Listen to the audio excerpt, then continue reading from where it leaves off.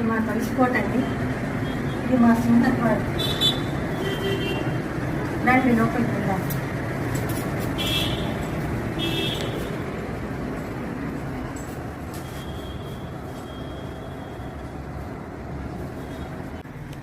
Amaravati అంగనం.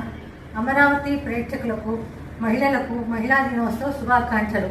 Amaravati news వారు మహిళా దినోత్సవం పురస్కరించుకొని సంప్రదాయ పోటీకి భాగంగా ఏర్పాటు చేసిన సౌందర్యహరి ఛాలెంజ్ 2024 స్వాగతం సుస్వాగతం. మహిళ ఎందులోనూ తీసుకోవాలండి. స్త్రీ అన్నిటికీ మూలము. స్త్రీ ఆదిపరాశక్తి లాంటిది. అలయాన వెలసిన దేవుని రీతి, ఇల్లాలే జగతికి జీవన జ్యోతి, ఇల్లాలే జగతికి జీవన జ్యోతి. భర్తకు ఎంతగానో సలహాలు ఇస్తూ, భర్తను ప్రేమానురాగాలతో చూసుకుంటూ, అత్తమామను సేవ చేసుకునే దాంట్లోనూ, పిల్లలను తీర్చిదిద్దడంలోనూ ఎంతో నేర్పు, ఓర్పు. స్త్రీకి భూదేవికున్నంత ఓర్పు ఉంది.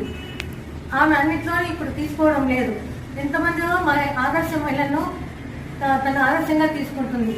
మదర్శరీ తాయిమి, కిరణ్ బేడి అయితేమి, ఝాన్సీ లక్ష్మీబాయి అయితేమి, పూలన్ దేవి అయితేమి, ఇట్లా ఎంతోమంది ఆదర్శంగా తీసుకొని తన పిల్లలు కూడా ఎంతో కష్టపడి తీర్చిదిద్ది దేశానికి ఉపయోగపడేలా తీర్చిదిద్దుతుంది.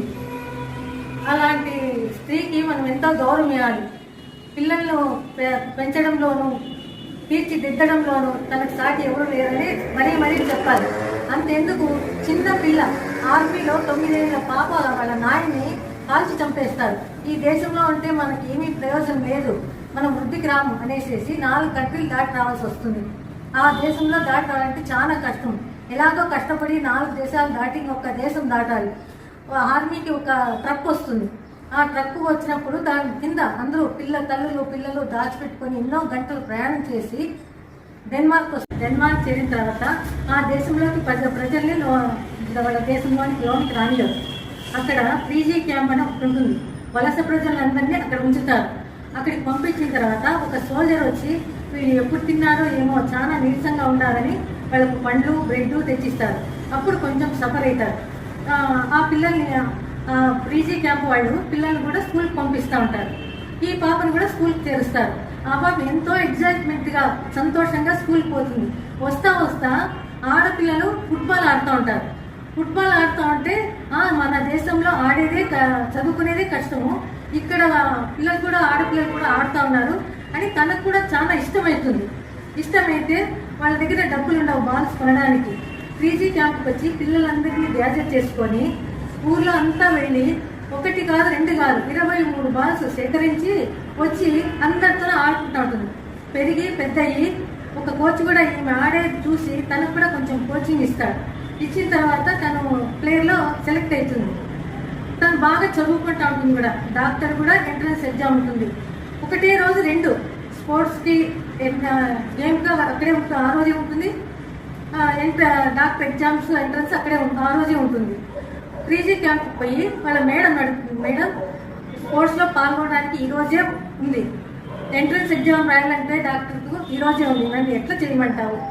నీ ముఖం, వీడు చదువుకోవడమే కష్టము, బతకడానికే కష్టము, చదువు, డాక్టరు, ఆట అన్నీ కావాలి అని చెప్పేసి చెడామని తిట్టి పంపిస్తుంది.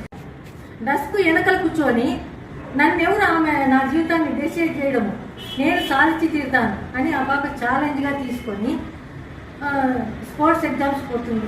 స్పోర్ట్స్లో విన్ అయ్యి తను సెలెక్ట్ అవుతుంది. సెలెక్ట్ అయిన తర్వాత మళ్ళీ అదే రోజు డాక్టర్ ఎంట్రన్స్ ఎగ్జామ్ ఉంటుంది. దానికి పోయి దాంట్లోనే సెలెక్ట్ అవుతుంది. సెలెక్ట్ అయ్యి ఎన్నో 200 ఎక్స్పోర్ట్ ఆ పాప సాధించి గోల్డ్ మెడల్ సాధించి రిటైర్ అయిన తర్వాత డాక్టర్గా చేస్తూ ఉంది. ఇప్పుడు అందరికీ స్పోర్ట్స్లో దెబ్బతిండే వాళ్ళకు, ఏమన్నా ఆపరేషన్ కావాలంటే వాళ్ళకు ఈ పాప ఎంతో తోడుగా ఉంటుంది. ఆ పాప ఎవరో కాదు, మన నాదియా నది. అలాంటి వాళ్ళు ఎంతోమంది ఉన్నారు. అలాంటి ఆదర్శంగా తీసుకొని మన పిల్లలను కూడా దేశానికి ఉపయోగపడేలా తీర్చిదిద్దుతాం. ఆడవాళ్ళు ఏమిట్లో అయినా తగ్గేదేలే.